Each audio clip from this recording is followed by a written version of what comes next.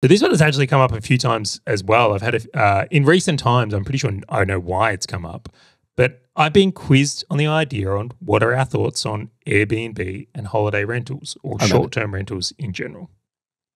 One of the people who asked is Ben, so we can give a shout out to Ben. Ben, you've got this. Awesome. Charlie, what are your thoughts? I'll let you kick it off. Okay. I got a lot to say on this one. I'm going to soapbox it. I'm going to mic hog. There's going to be a lot going on here. You ready for this? I'll just keep poking the bear. Got it. I'll let you. All right. You're on the soapbox. Here's the mic. Go. All right. So the first thing I think when I look at Airbnbs, right, is that if you're going to get into that, you have to appreciate it's its own business model. Yes. And it's different to a property investing business model. Completely. Just like commercial property is different, right? Just like US property is different. Like there's all these things where it's different. Yep. So if you were to approach Airbnb in the same way that you would approach doing what I'll just call normal residential real estate investing, you stand to do quite poorly. Just like if someone, to use an example, it's like if someone was running a video store and then they were trying to run a streaming service, different business. Yeah. They both go, yeah, cool, but they both have content. But it's very, very different in ideation of how it actually works.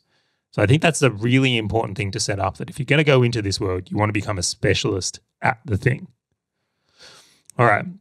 So that's there. Second thing, can you be successful at this? Absolutely. I think we both actually know some people that have done quite well from Airbnb. Yeah, I know a guy crushing it. Airbnb. Well, that's the allure, right, of it. Now, what I see currently, and this is what concerns me, is for a lot of people, the hunt for cash flow is on.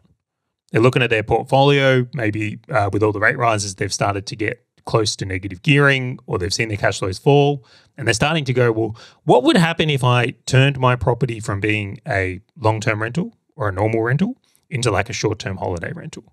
Like what type of difference can I see in cash flow? And that's what they're hunting for, but not really changing the business model of what they do. They're not appreciating the things that go into it. And that would be a really, really big concern if I was going into that in itself. Totally. I concur with what you say before I start trying to solve it for everybody. All right. So yes. I want to talk into some of the risks on this, because this is where people may not necessarily realize it. So number one, I just want, maybe at this point is always this relevant for me because I appreciate it so much, is not many people would understand or know that if you have a Airbnb, it's addressed differently by the banks and affects your borrowing power massively. I'm so glad you touched on this point. Why, Charlie? Why is it seen differently by the banks? Okay, so just imagine this is like if you go to the bank and you go, look, I've got a long-term rental contract here. I've got someone who signed a 2-year lease. Will you lend me more money? I've got 2 years of guaranteed income here. I've got a contract. Take all the money you want. Yeah, versus someone comes to the bank and go, look, I've got this thing on Airbnb. There's no guarantee of income at all. It's also in a holiday market, which, there's a recession on. Can I have more money? No, Charlie, I would not give you more money. Same property. Yep. So that's where it becomes really, really interesting, is that you have to really look at what this could do to your borrowing power, because the income could change dramatically.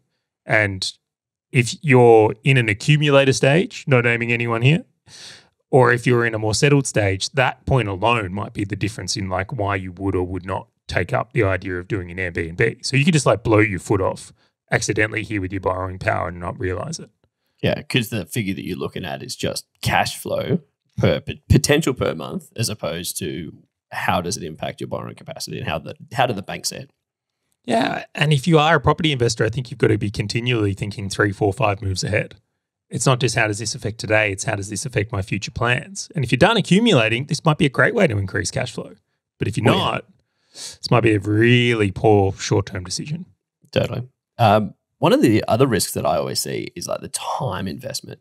Like to your point, you've got, we'll call it residential and commercial and all of that. And then you've got like short-term rental, we'll call it, like the Airbnb holiday rentals. And it's fundamentally a different operating model. So if you've been a successful property investor, it doesn't actually mean that you're going to be a successful Airbnb and holiday rental person. No, right? This is an active sport.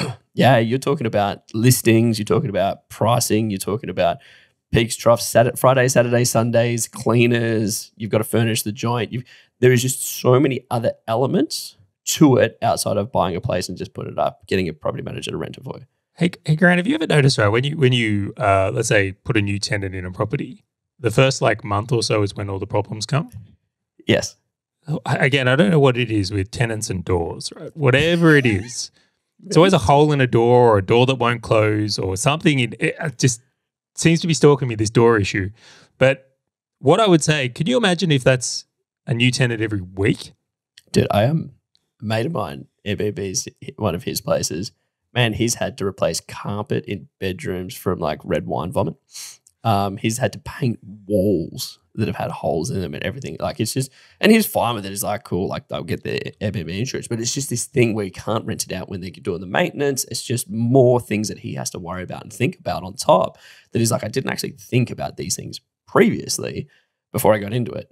And he's like, I'm still going to get into it. It's just like, I just kind of wish I knew so I could prepare myself for what I was going to get into. Completely. Yeah. And I'll go even further than this. Let's just acknowledge that this is a higher risk investment class. Like if, I'll put it this way, let's say a recession does occur, people are still going to pay rent. It's very, very unlikely that people compromise on the place they live in. Some markets maybe. But do you know what people do cut back on if the economy changes? Holidays. Yep. Yeah. So like this is something where you have to acknowledge it is a more volatile income stream. Like it really is. So again, I look at that as just one of the risks that come with it. Hey, fellow business owner, if this topic and value-packed short video has resonated with you at all, and you want to dive deeper into creating wealth inside and outside your business, check out the full episode by clicking the link on your screen or in the description right now.